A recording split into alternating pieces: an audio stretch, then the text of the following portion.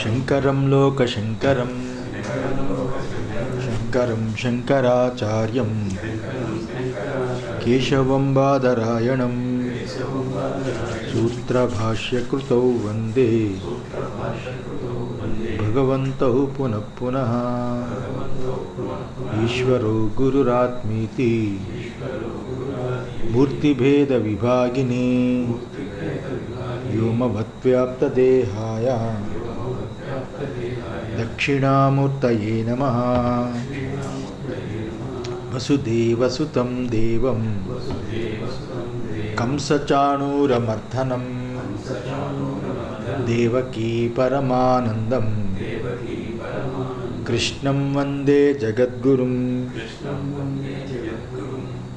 శ్రీకృష్ణ పరబ్రహ్మణే నమః. యాంతి దేవవ్రతా దేవాన్ పితॄన్ యాంతి పితృవ్రతాః భూతాని యాంతి భూతేజ్యా యాంతి మజ్జాజినోపి మాం. పత్రం పుష్పం ఫలం తోయం యో మే భక్త్యా ప్రయశ్చతి తదహం భక్త్యుపహృతం అస్నామి ప్రయతాత్మనః. యత్కరోషి యదస్నాసి యజ్జుహోషి దదాసి యత్ యత్తపస్యసి కౌంతేయ తత్కురుష్వ మదర్పణం. ఈ శ్లోకం ఏదైతే ఉందో యత్ కరోషి యత్ అస్నాసి యత్ జుహోషి దదాసి యత్ అనే దాని గురించి చాలా చెప్పాల్సి ఉంటుంది. బహుశా అది చిన్న శ్లోకమైనా ఈ రోజంతా అదే అవ్వచ్చు. ఎందుకంటే ఇందులో ఆచరించవలసిన విషయం చాలా ఉంది. ఎందుకంటే ముందు ఈ శ్లోకానికి ముందు మాట ఏమిటంటే అసలు కర్మ అంటే ఏమిటి, కర్మ ఎన్ని రకాలు, కర్మని ఏ రకంగా చేస్తే అది అర్పితం అవుతుంది, భగవంతుడికి ఈశ్వరార్పితం అని అంటాం కదా. ఏ రకంగా చేస్తే ఈశ్వరార్పితం అవుతుంది అనే దాన్ని మనం తెలుసుకోవాలి. ఇప్పుడు మామూలుగా కర్మ భగవంతుడికి అర్పించుట అనే విషయంలో వైదికంగా ఏం చెప్తుందో ముందు చూద్దాం. దేవతలు అనేవాళ్ళు పరమాత్మ కంటా వేరు కాదు అనేది శృతి చెప్తుంది. వాళ్ళందరూ పరమాత్మ యొక్క స్వరూపులే అని 9వ అధ్యాయంలో కూడా చూపించింది. అయితే వేరువేరు అవి కనబడుతుండడం వల్ల మనకి కంటి దృష్టికి మనస్సు యొక్క మనోవికల్పం చేత వేరువేరుగా ఉన్నట్టుగా కనబడడం చేత వారికి వేరువేరు ఆ దేవతలని మనం పూజిస్తున్నాం, వేరువేరు దేవతలని పూజిస్తున్నాం. ఆ వేరువేరుగా పూజించే భావం మనకి ఏదైతే ఉందో ఆ భావం చేత మనకి అన్యదేవతా భక్తులని పేరు వచ్చింది. అన్యదేవతా భక్తులు చేసే పూజ ఏదైతే ఉందో అది పరమాత్మయే అన్యదేవతా పూజలకి విషయుడై ఉన్నాడు. ఇప్పుడు అన్యదేవతలు పూజిస్తాము, అన్యదేవతలు పూజించినప్పుడు ఆ దేవత మనకు విషయం కదా. కానీ నిజంగా ఆలోచిస్తే ఆ దేవత రూపంలోపట ఉన్నవాడు ఎవడైతే ఉన్నాడో ఆ పరమాత్మే మనకు విషయుడై ఉన్నాడు. ఆ దేవత రూపకంగా అతనే మనకి విషయుడై ఉన్నాడు. అతనిచ్చే ఫలము వాళ్ళందరికీ ఆ భక్తులకి ఇచ్చే ఫలము ఎవరైతే ఉన్నారో అతనే ఇస్తున్నాడు వాళ్ళ ద్వారా అని మనకి చెప్పాడు. అయితే ఒక విశేషం, ఎవరో అనన్యభక్తి చేత పరమాత్మని ఆరాధిస్తారో, ఎవరైతే అనన్యభక్తి చేత పరమాత్మని ఆరాధిస్తారో వాళ్ళకి ఆ పరమాత్మ ఎవడైతే ఉన్నాడో నేరుగా తానే తెలియబడతాడు. అనన్యభక్తి చేత ఎవరైతే పరమాత్మను ఆరాధిస్తాడో అలాంటి నేరుగా డైరెక్ట్గా హృదయమందు ఆత్మస్వరూపంగా, ప్రత్యేగాత్మస్వరూపంగా, సాక్షి స్వరూపంగా ఆ భగవంతుడే దర్శనమిస్తాడు, తెలియబడతాడు, అనుభవపూర్వకంగా గుర్తింపబడతాడు. ఇంద్రాది దేవతల మూలకంగా ఎవరైతే అతన్ని పూజిస్తారో వాళ్ళకి ఇంద్రాది దేవతలుగానే కనిపిస్తాడు. ఎవరైతే ఇంద్రాది దేవతలుగా పూజిస్తాడో ఇంద్రాది దేవతలుగా కనిపిస్తాడు. ఎవడైతే అనన్య భక్తితో పూజిస్తాడో వాడికి ప్రత్యేగాత్మగా తెలియబడతాడు. ఇది అనే యొక్క మహిమ. వాడికి ప్రత్యేగాత్మగా తెలియబడతాడు. ఇంద్రుడు బలం ఇవ్వడం చేత, ఇంద్రుడు అంటే ఎవరు? బలాన్ని ఇచ్చే దేవత. ఇంద్రుడు బలాన్ని ఇచ్చే దేవత.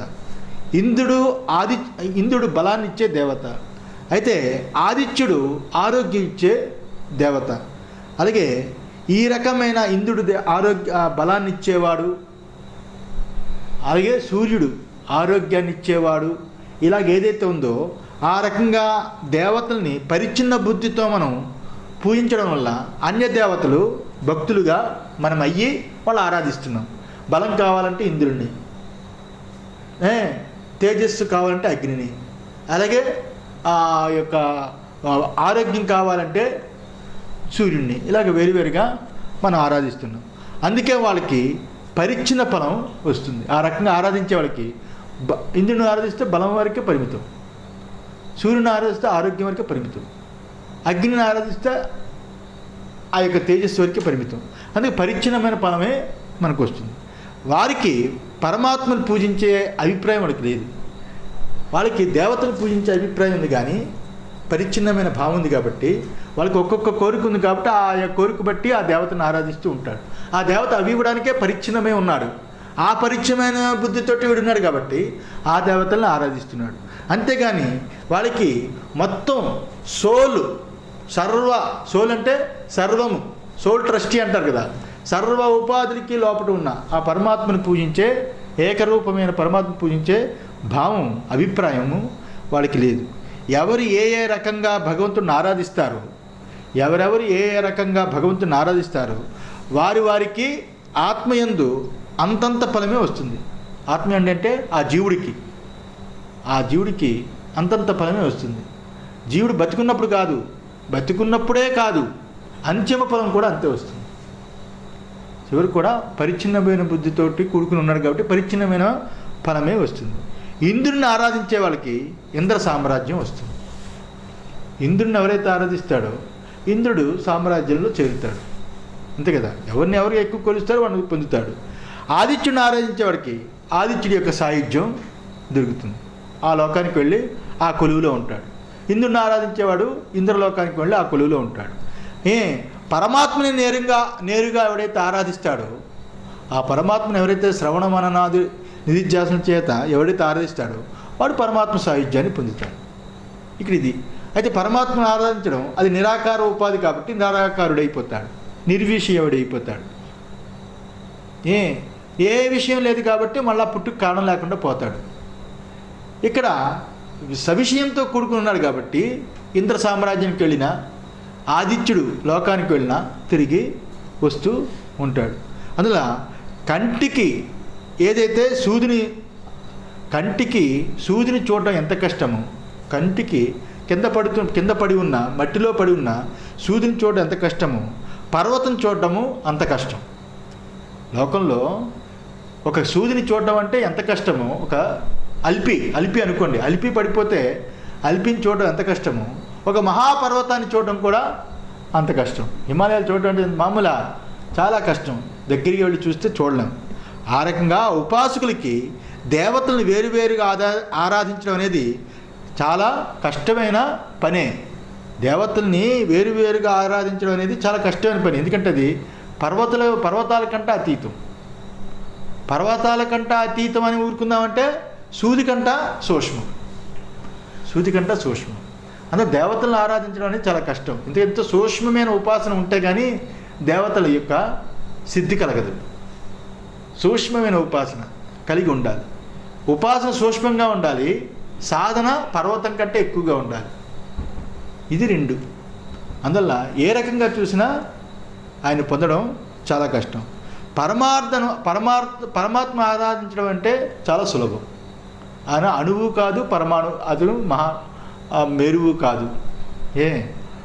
ఇలా ఉన్నప్పుడు అన్యదేవత భక్తులై అల్ప ఫలం పొందడానికి, అన్యదేవత భక్తులై అల్పఫలం పొందడం కంటే పరమాత్మని ఆరాధించి అనంత ఫలం పొందడానికి ఎందుకు ప్రయత్నించారు?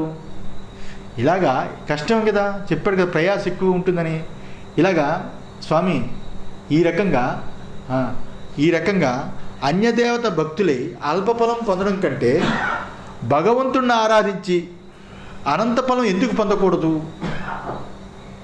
పొందకూడదు అంటే ఇంకా సరిగా చూస్తే పరమాత్మ ఆరాధన చాలా సులభము. పరమాత్మ యొక్క ఆరాధన చాలా సులభము.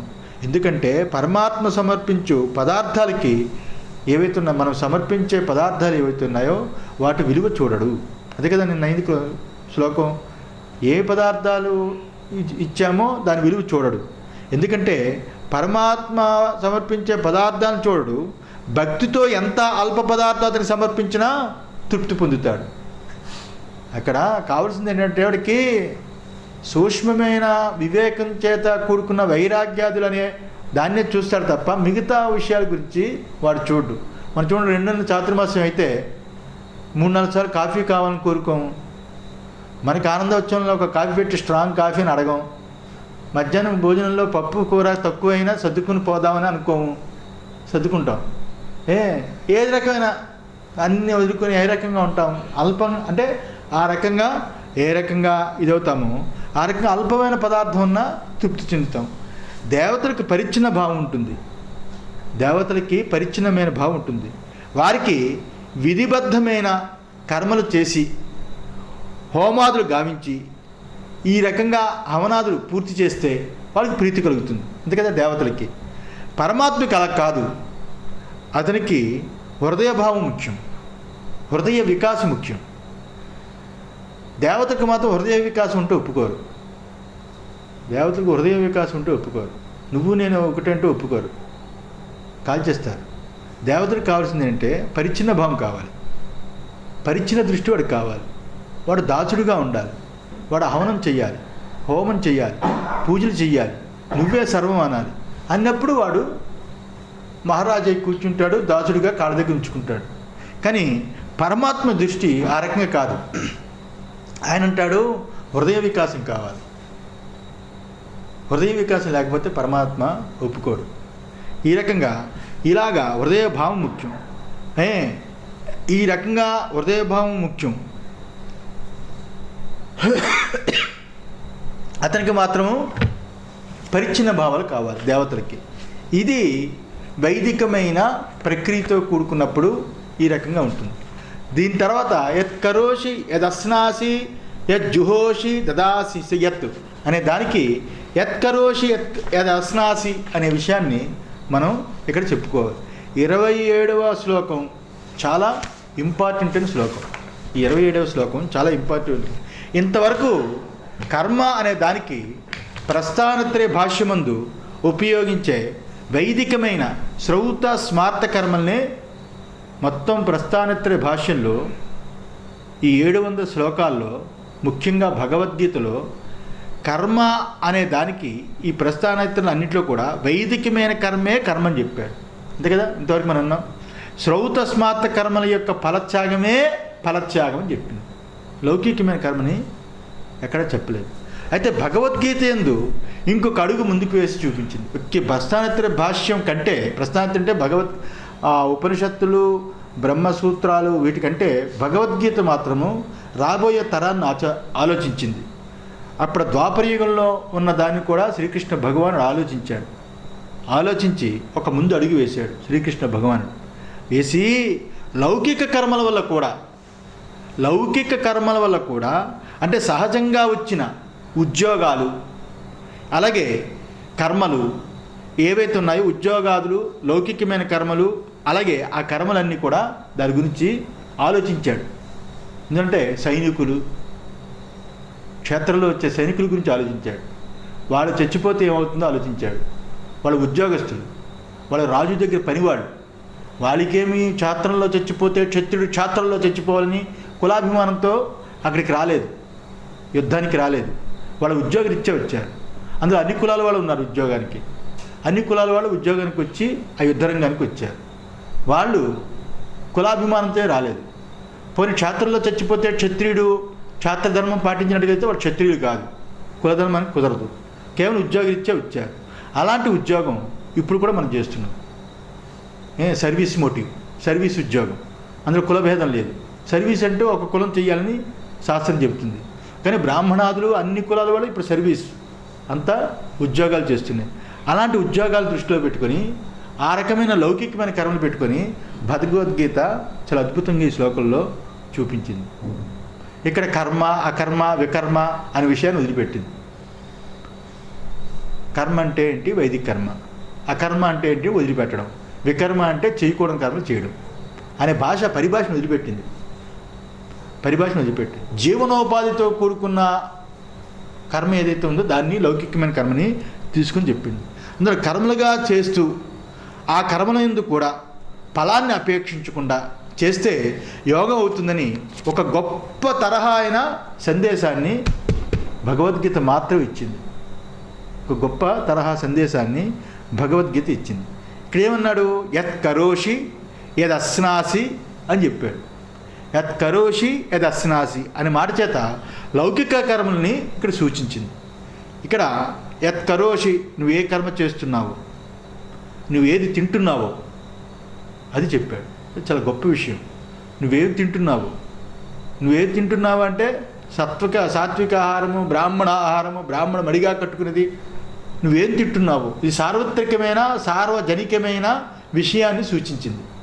అన్ని కులాల వారు వాళ్ళు ఏం తింటారు, వాళ్ళు ఏ పనులు చేస్తారు, కృషి, వాణిజ్యం ఇత్యాదులు వైశ్యులు చేసేది, రాజరికం బ్రాహ్మణులు చేసేది, క్షత్రియులు చేసేది, బ్రాహ్మణులు హోమాలు చేసేది, శూద్రులు ఆ యొక్క వ్యవసాయం చేసేది, ఇలాగా ఏదైతే ఉన్నదో అవన్నీ అలా పెట్టుకోలేదు. కులాన్ని పెట్టుకోకుండా ఎవరెవరు ఏవేవి చేస్తుంటారో కర్మలు, ఎవరెవరు ఏవేవి తింటుంటారు అని ఈ రకంగా లౌకిక కర్మలు సూచించి ఇక్కడే మళ్ళీ యజ్జుహోషి దదాసి యత్ అని శ్లోకాన్ని మొదట పదాన్ని పూర్తి చేశాడు. యత్ పశ్యసి అని మాట చేత యజ్ఞ దాన తపస్సులను వైదిక కర్మ కూడా సూచించాడు ఇక్కడ భగవంతుడు. రెండింటిని విడదీసి వైదిక కర్మని సూచించాడు, లౌకిక కర్మ కూడా సూచించాడు. ఇలాగే ఇక్కడ 1848 శ్లోకంలో కూడా సహజం కర్మ కౌంతేయ అని చెప్పాడు. సహజం కర్మ కౌంతేయ అని చూపించాడు. అలాగే 3:30లో మయి సర్వాణి కర్మాణి అని 3:30లో చెప్పాడు. అలాగే 1856లో సర్వకర్మాణ్యపి సదా అని చెప్పాడు. అంటే సర్వ అనే పదం ఏదైతే ఉన్నదో ఆ సర్వ అనే పదము లౌకిక వైదిక సర్వ కర్మలని చెబుతుంది. అలాగే ఇలా అనేక చోట్ల ఈ యొక్క లౌకిక కర్మని కూడా సూచించే సూచనలు ఎన్నో కనిపిస్తుంటాయి. ఇలా ఉండడం చేత లౌకిక కర్మల యందు ఫలత్యాగం చేర్చుకోవడం అనేది చెయ్యాలి. లౌకిక కర్మల యందు కూడా ఫలత్యాగాన్ని ఎలా చెయ్యాలి అనేది చూపిస్తుంది. అయితే ఇప్పుడు మన ప్రశ్న ఏంటంటే, లౌకిక కర్మల యందు, ఇక్కడి నుంచి జాగ్రత్తగా వినండి, లౌకిక కర్మల యందు మనకి ఫలత్యాగం చేర్చుకోవడం ఎలా? లౌకిక కర్మల యందు ఫలత్యాగాన్ని ఎలా చేర్చాలి, ఎలా కుదురుతుంది? లౌకిక కర్మల యందు వివాహం చేస్తాం అనుకోండి, లౌకిక కర్మ ఏముంటుంది అందులో ఫలత్యాగం? నేను పెళ్లి చేసుకున్నాను అనుకోండి, ఏముంటుంది అందులో ఫలత్యాగం? భోజనం చేశాను అనుకోండి, నేను ఏముంటుంది ఫలత్యాగం? లౌకిక కర్మల్లో ఫలత్యాగం ఎలా కుదురుతుంది? వైదిక కర్మలు అంటే దేవుడి గురించి కర్మలు చేస్తూ ఉంటాం, హోమాలు పూజలు అవన్నీ చేస్తుంటాం, ఫలాన్ని ఆశించకుండా నిష్కామంగా చేస్తాం, బాగుంది. లౌకిక కర్మ అంటే భోజనం చేయడం, పడుకోవడం, ఉద్యోగం చేయడం, ఇవే కదా. వాటిలో ఫలత్యాగం ఎలా కుదురుతుంది? ఎలా చేస్తాము అని ఓకేనా, మీకు పుట్టిందో లేదు కానీ నాకు పుట్టింది, ఇందులో ఫలత్యాగం ఎలా కుదురుతుంది లౌకిక కర్మల్లో అని. ఉదాహరణకి ఒక వైశ్యుడు ఉన్నాడు అనుకోండి, షావుకారు. ఆ షావుకారికి కృషి, గోరక్షణ, వాణిజ్యము అని వైదిక కర్మ చెప్పింది. వైదికుడికి కర్మ ఏంటంటే కృషి, వాణిజ్యము, గోరక్షణ, మూడే కదా కర్మ చెప్పింది. అలా చెప్పిన తర్వాత ఆ కర్మల యందు ఇప్పుడు వైశ్యుడు చెప్పింది అంటే షావుకారికి చెప్పింది ఆ కర్మలే తీసుకుందాం. ఆ కర్మలందు ఫలత్యాగం ఏముంటుంది? ఆ కర్మల యందు ఫలత్యాగం ఏముంటుంది? కృషి చేసి ఫలం కోరుకోకూడదంటే ఏ రకంగా కుదురుతుంది? కృషి చేశాడు. ఫలం కోరుకోకూడదంటే, కృషి అంటే వ్యవసాయం చేశాడు. ఫలం కోరుకోకూడదంటే ఎలాగవుతుంది? వస్తుంది కదా, పంట వస్తుందనే వాడు కర్మ చేస్తున్నాడు. వర్షం వచ్చినా వరద వచ్చినా నేను విత్తనాలు వేసేస్తూ ఉంటానంటే, ఏదైనా దున్నిస్తానంటే ఫలం కోరుకోకుండా ఎలాగవుతుంది? కృషి అంటేనే ఫలంతో కూడుకొనే ఉంటుంది, అంతే కదా. ఫలం ఎలా కోరుకోకుండా ఉంటుంది? నెలంతా ఆఫీసులో పనిచేసాం అనుకోండి, జీతం కోరుకోకూడదంటే ఎలా అవుతుంది? నెలంతా ఆఫీసులో పనిచేసి జీతం కోరుకోకూడదంటే ఎలాగవుతుంది? ఇదేమి ఉపదేశం? ఫలత్యాగం అంటే ఇక్కడ ఎలా కుదురుతుంది? లౌకికమైన విషయంలో ఎలా కుదురుతుంది అని మనకి మామూలుగా అనిపిస్తుంది. అయితే ఇలా లౌకిక కర్మలు ఫలత్యాగాన్ని ఎలా అలవర్చుకోవాలి? లౌకిక కర్మలలో ఫలత్యాగాన్ని ఎలా అలవర్చుకోవాలి? సోమవారం కాళ్ళు పెట్టామనుకో, లౌకిక కర్మ. భోజనం పెట్టామనుకో, లౌకిక కర్మ. తర్వాత మనం భోజనం చేసామనుకో, లౌకిక కర్మ. సోమవారం భోజనం పెడితే ఫలత్యాగం ఉంది, నేను భోజనం చేస్తే ఫలత్యాగం ఉంది. నా కర్మ నేను చేస్తుంటే అందులో ఫలత్యాగం ఎలా కుదురుతుంది? ఇక్కడ కృషి, వాణిజ్యము, గోసేవ చేస్తుంటే ఫలత్యాగం ఎలా కుదురుతుంది? గోసేవ చేస్తున్నాడు పాలిస్తుంది కదా. ఫలత్యాగం చేయాలంటే పాలు తాగకూడదా? పాలు రానివ్వకూడదా? కొంతమంది అదో వెర్రి, గోవుని గడ్డి పెడతారు, మేపుతారు, అన్నీ చేస్తారు, తిప్పుతారు, అంతా బాగా పోషణ చూస్తారు, పాలు పితకరు. పాలు పితకూడదు, అదే పెద్ద జబ్బు. ఆ పాలు పితకపోతే దానికి జబ్బు వస్తుంది. పాలు పితకపోతే దానికి జబ్బు వస్తుంది, అది ప్రమాదం. పాలు పితకాలి, లేకపోతే దానికి ఏదైతే ఉందో ఆ దూడ ఉంటే దానికి వదిలేయాలి. ఆ పాలు పితకడం అనేది ఫలత్యాగం కాబట్టి వదిలేస్తానంటే దానికి జబ్బు వస్తుంది, అది తప్పు కదా. అది ఏదైతే ఉందో ఆ యొక్క నేచర్ను మనం ఆపకూడదు. గోరక్షణ చేస్తాను, పాలు పితకనంటే అలాగా ఏ రకంగా ఫలత్యాగం అంటే అవుతుంది? అందువల్ల ఇక్కడ భగవద్గీతలోనే చూపించాడు ఫలత్యాగం అంటే ఎలా చేయాలంటే, సుఖదుఃఖే సమీకృత్వ లాభాలాభో జయాజయో తతో యుద్ధాయ యుజ్యస్వ నైవం పాపం అవాప్ససి అని గీతలో 2:38 శ్లోకంలో చెప్పాడు. ఫలత్యాగం ఈ రకంగా ఇందులో చూపించింది. సుఖదుఃఖే సమీకృత్వ లాభాలాభో జయాజయో తతో యుద్ధాయ యుజ్యస్వ నైవం పాపం అవాప్ససి అని 2:38లో చూపించింది. అంటే ఇక్కడ అర్థం ఏంటి? సుఖము దుఃఖము, లాభము నష్టము, జయము అపజయము ఈ సమానంగా చూసి యుద్ధం కోసం యుద్ధం చెయ్యి అని చెప్పాడు. యుద్ధం కోసం నువ్వు యుద్ధం చెయ్యి, ఇవన్నీ వదిలిపెట్టి అని ఇక్కడ శబ్దార్థం. దాని నుంచి ఆ రకంగా శ్లోకం ఉంది. ఇక్కడ లౌకికమైన కర్మ ఏ ఫలాలు ఏవైతే రావాలో మనకి, లౌకికమైన కర్మల చేత ఏ ఫలాలు రావాలో అవి వచ్చే తీరుతాయి. కోరకోకపోయినా జయమైన కలుగుతుంది, అపజయమైన కలుగుతుంది, సుఖమైన కలుగుతుంది, దుఃఖమైన కలుగుతుంది. ఆ రకంగానే లాభమైన కలుగుతుంది, నష్టమైన కలుగుతుంది కదా. ఏది కలిగినా ఆ ఫలాన్ని పూర్తిగా ఆస్వాదించే హృదయం కావాలని అర్థం. అందుకని ఫలత్యాగం చేయమని కాదు. ఫలత్యాగం అంటే ఫలాన్ని వదిలిపెట్టేసి పని చేయమని కాదు. ఆ పని వల్ల ఏ ఫలం వచ్చినా దాన్ని ఆస్వాదించే గుణం కావాలి. అంతేగాని ఉద్యోగం చేసిన తర్వాత జీతం తీసుకోకూడదంటే ఫలత్యాగం అంటే అది కాదు. అంతే. ఇక్కడ లౌకికమైన కర్మలు ఏ ఫలాలు రావాలో అవి వచ్చి తీరుతాయి. దాని యందు మనకి ఇష్టమైనది రావచ్చు, లేక ఇష్టము లేనిది రావచ్చు కదా. ఇష్టమైనది రావచ్చు, ఇష్టం లేనిది రావచ్చు.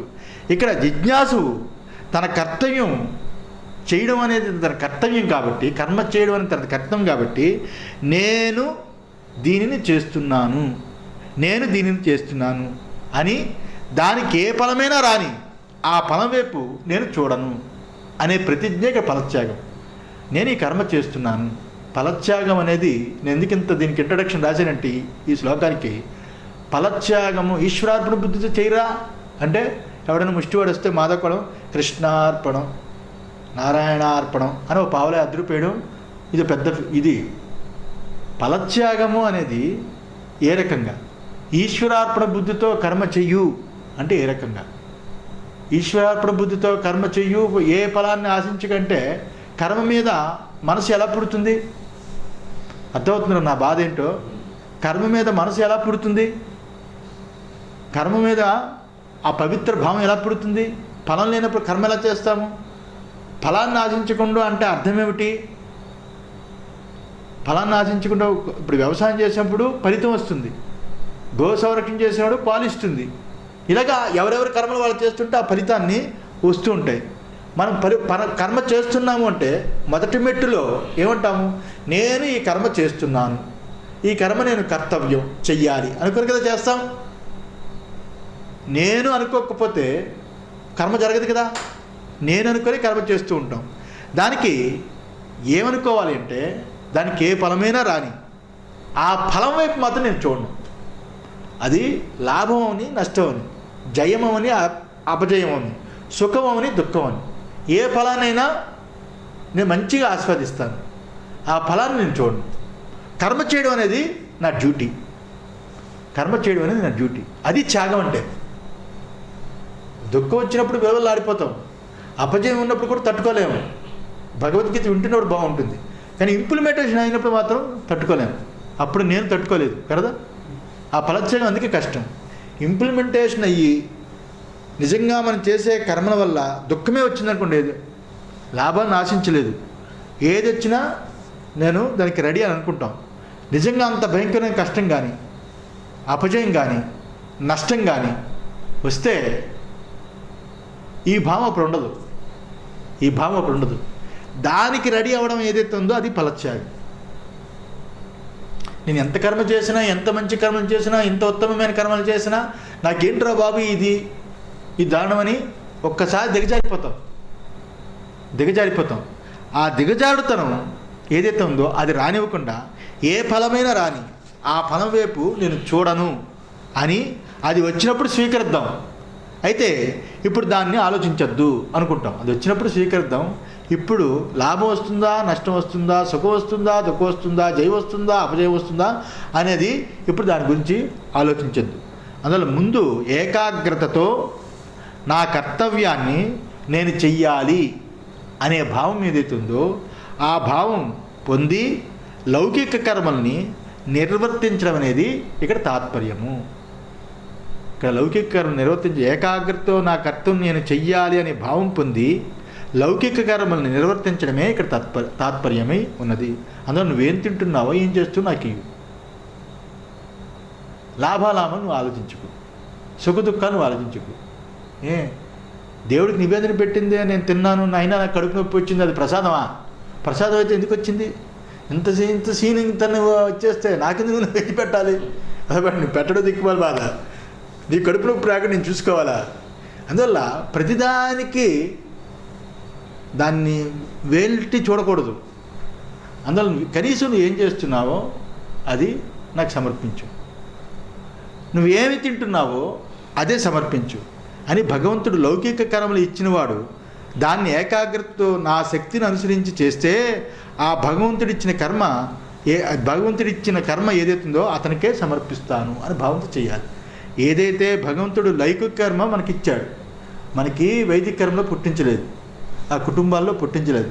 మా నాన్న వైదికుడు కాదు, సంధ్యావందనాది కర్మలు చేయకపోవచ్చు, మా తాత కూడా చేయకపోవచ్చు.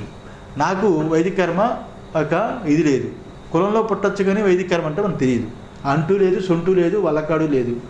ఉద్యోగం చేయడం, ప్యాంటు షర్టుతో తినడం, బఫేగా తినడం, టేబుల్ మీద కూర్చోవడం, అందరి ముందు క్యారేజ్ ఇప్పడం, దానికి ఏది ఇచ్చేయడం, తినేయడం. మనకి యజ్ఞోపేతం ఉంది కానీ అదైతే మొలతాడులాగా అది ఒక ఆభరణమే తప్ప దానికంటే ఏ సంస్కారం లేదు. అది ఒక థ్రెడ్ మ్యారేజ్ అని పేరు వచ్చింది. కరెక్ట్ పేరు అది. ఈ లోకల్లో థ్రెడ్ మ్యారేజ్ అని వచ్చింది కదా, ఆ పేరు కరెక్ట్. అది థ్రెడ్ మ్యారేజే, తాడే అది.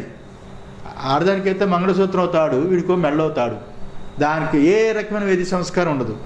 ఆ రకంగా లౌకికంగా భగవంతుడు ఏదైతే మనకి ఇవన్నీ మనకు తెలియవు, ఈ వైదిక కర్మలు ఏమీ తెలియవు. మన భగవంతుడు ఏదో ఉద్యోగాలు ఇచ్చాడు, సద్యోగాలు ఇచ్చాడు, ఒక సిస్టమేటిక్ లైఫ్ మనకి అలవాటు చేయడానికి ఇది చేశాడు అనుకోండి, ఆ ఉద్యోగం దానిని ఏకాగ్రత చేసి దానినైనా ఆ యొక్క లంచాలు గించాలు తీసుకోకుండా అబద్ధాలు ఆడకుండా సత్యంగా అక్కడ కర్మ చేస్తే శక్తి కొలది భగవంతుడిచ్చిన కర్మ ఇదే కాబట్టి ఆయనకే ఈ కర్మ ద్వారా నేను ఏ రకమైన రూపాన్ని ఆశించకుండా ఏ తప్పు చేయకుండా డ్యూటీ పరంగా డ్యూటీ పర్ఫెక్ట్గా చేసి ఈ రకంగా నేను ఆయనకే సమర్పిస్తున్నాను ఈ కర్మ అని భావన చేస్తే యత్ కరోషి యత్ అస్నాసి అనేది ఇక్కడ సరిపోతుంది. అందులో అనుభావం చేత లౌకిక కర్మలు ఏవైతే చేస్తామో ఆ లౌకిక కర్మ యొక్క ఫలము త్యాగము ఈ రకంగా అవుతుంది. దీనిని అందరూ ఉద్యోగులు చేయొచ్చు, మగవాళ్ళు చేయొచ్చు, ఆడవాళ్ళు చేయొచ్చు. అందరూ వారి కర్తవ్యం ఏదైతే ఉందో ఆ కర్తవ్యాన్ని భగవంతుడు నాకు ఈ కర్తవ్యాన్ని అప్పచెప్పాడు, ఈ లోకంలో పుట్టించి ఆ కర్తవ్యాన్ని నేను నిర్వర్తిస్తున్నానని నిష్కల్మషంగా భావన అనుకోవడమే మాత్రమే కాకుండా నిజాయితీగా ప్రతి అడుగు ఆ రకంగా ఆ బుద్ధితో ఆ కర్మ చేస్తూ ఉంటే దాన్ని ఫలత్యాగము అని అంటారు. దానిని ఫలత్యాగం అంటారు. అంతేగాని నెలంతా పనిచేసి జీతం తీసుకోకూడదని కాదు ఇక్కడ ఫలత్యాగం అంటే. ఇక్కడ ఇది ఇలాంటి పిచ్చి కల్పనలు కాదు, ఊరికి ఊహించేసుకుంటారు ఫలత్యాగం అంటే. లేకపోతే 10,000 రూపాయలు 20,000 రూపాయలు జీతం వస్తే 10,000 రూపాయల్లో 2,000 రూపాయలు ఉండిలో వేయడం కాదు. తిరుపతి ఉండిలోనూ శ్రీశైలం ఉండిలో వేస్తే దానివల్ల ఉపయోగం ఉంది. దేవాదాయ శాఖ ఉద్యోగస్తులు కార్లు పెట్రోళ్ళు డీజిళ్ళు వాడుకొని వాళ్ళు తిరుగుతూ ఉంటారు. నీ డబ్బులు వాళ్ళకి ఉపయోగపడతాయి. డబ్బులు అలా ఇవ్వడం కాదు, ఆ రకంగా జీతాన్ని ఊరికనే తలెట్టడం కాదు. ఏదైతే జీతం వచ్చిందో ఇంకోటి చదివించు, ఇంకోటికి ఉపయోగపడు, నీలా తయారు చేయి, వాడికి ఉన్నత భావాలు అలవాటు చేయి, నువ్వు కూడా సిస్టమ్గా ఉండు. ఈ రకంగా ఏదైతే ఉందో ఈ లౌకిక కర్మ, ఆ లౌకిక కర్మైన సిస్టమేటిక్ లైఫ్ని అనుభవిస్తూ ఇంకోటికి నేర్పడం, ఇంకోటి దేవుడు ఉండడం ఏదైతే ఉంటుందో ఆ రకంగా ఉండే లౌకిక కర్మ వల్ల కూడా ఎవరైనా ఫలత్యాగం చేత ఆత్మజ్ఞానానికి దగ్గర కావచ్చు అని లౌకిక కర్మల యందు ఫలత్యాగాన్ని ఈ రకంగా ఇక్కడ చూపించింది. దీనికి శ్రీ సచ్చిదానంద స్వాములు వారు విశుద్ధ వేదాంత సారము అనే సంస్కృత గ్రంథంలో 26వ పేజీలో ఇలా చెప్పారు. 26వ పేజీ సంస్కృత గ్రంథం విశుద్ధ వేదాంత సారం.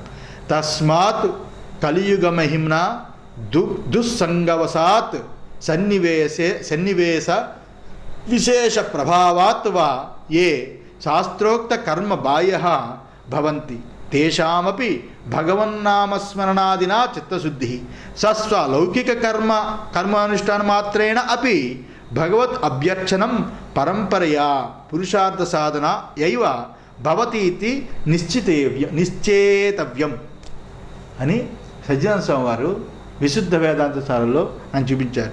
తస్మాత్ అందువలన కలియుగ మహిమ్న, ఇది కలియుగం, ఇది కృతయుగం కాదు, త్రేతాయుగం కాదు, ద్వాపరయుగం కాదు, 3 యుగాలు కానీ ఒకే కాలు మీద నడుస్తున్న ధర్మ పోరాటం చేస్తుంది ఈ కాలం. కలియుగం భయంకరమైన కాలం ఇది.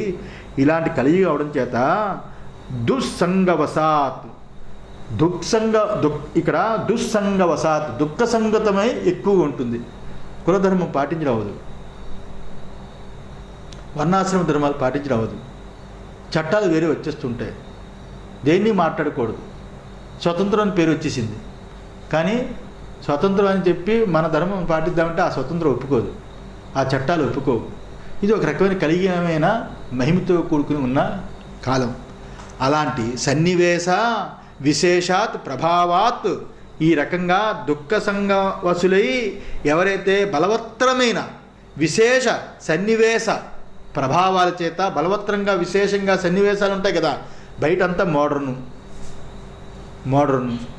ఆ మోడర్న్ ప్రపంచంలో వస్త్రధారణ మారిపోతాయి, కట్టుబొట్లు మారిపోతాయి, మనుషుల మనస్తత్వాలు మారిపోతాయి, అంతా కూడా చాలా వైపరీత్యంగా ఉంటుంది, సశాస్త్రీయంగా వైదికంగా ఉండదు. ఉద్యోగంలో చేస్తున్నప్పుడు పరాయి వాళ్ళతో మాట్లాడకూడదంటే చంపేస్తారు. ఇప్పుడంతా ఎవరికి వాళ్ళే మ్యూచువల్ అండర్స్టాండింగ్స్. ఇంటికి వచ్చినప్పుడే భార్యాభర్తలు, బయట వచ్చినప్పుడు ఆల్ ఫ్రెండ్స్. బయట నువ్వు కనిపించావు అనుకో, భర్త అయినా నాకు ఫ్రెండ్వే, భార్య అయినా నాకు ఫ్రెండ్వే. అది ఇప్పుడు కమిట్మెంట్స్. అందుకని వసే అని పిలవకూడదు, పబ్లిక్లో వాళ్ళు పిలవకూడదు, వసే అని పిలవకూడదు, నువ్వు నాకు ఫ్రెండ్వే, పేరు పెట్టి పిలువు కాస్త సంతోషిస్తావు. ఇలాగ పబ్లిక్లో ఒకలా ఉండాలి, ఇంటికి వచ్చాక ఇంకోలా ఉండాలి. ఇది ఇప్పుడున్న సన్నివేశం. ఈ రకమైన మోడర్న్ ప్రపంచంలో ఈ రకంగా ఉంటుంది.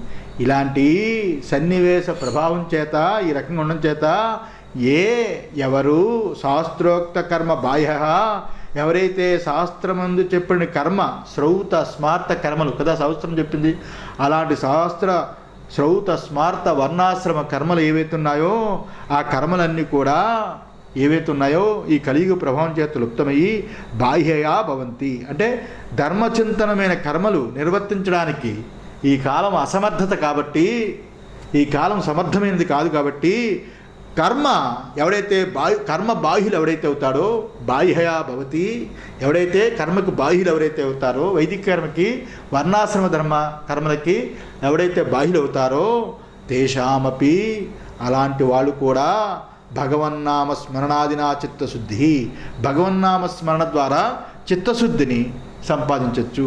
ఎలాగా?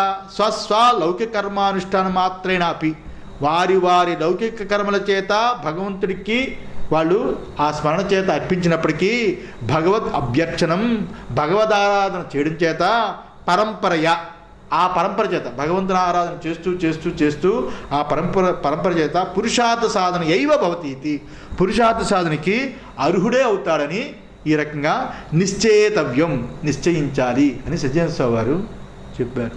అందువల్ల కలియుగంలో ఆ కర్మలు కుదరకపోయినా ఈ రకంగా ఈ లౌకిక కర్మలనైనా ఆశ్రయించి జాగ్రత్తగా ఉంటే తప్పకుండా పురుషార్థానికి వాడు అధికారి అవుతాడు అని ఇక్కడ ఈ విషయాన్ని తెలియజేశాడు. అందువల్ల ఇక్కడ ఎవడైతే యత్కరోషి యద్ అస్నాసి అన్నాడు, ఆ రకంగా లౌకికంగాను యజ్జుహోషి దదాసి, దాన ధర్మాలు చేస్తూ ఎవడైతే యజ్ఞయాగాదులు చేస్తూ అలాంటివి వాడు కూడా యత్ పశ్యసి కౌంతేయ, ఎవడైతే ఈ రకంగా చేస్తాడో లౌకిక కర్మైన వైదిక కర్మైన ఎవడైతే చక్కగా చేస్తాడో తత్ కురుష్వ మదర్పణం, ఎవరైతే నాకు అర్పిస్తారో అని ఈ రకంగా చూపించాడు అని. ఏవం కుర్వతః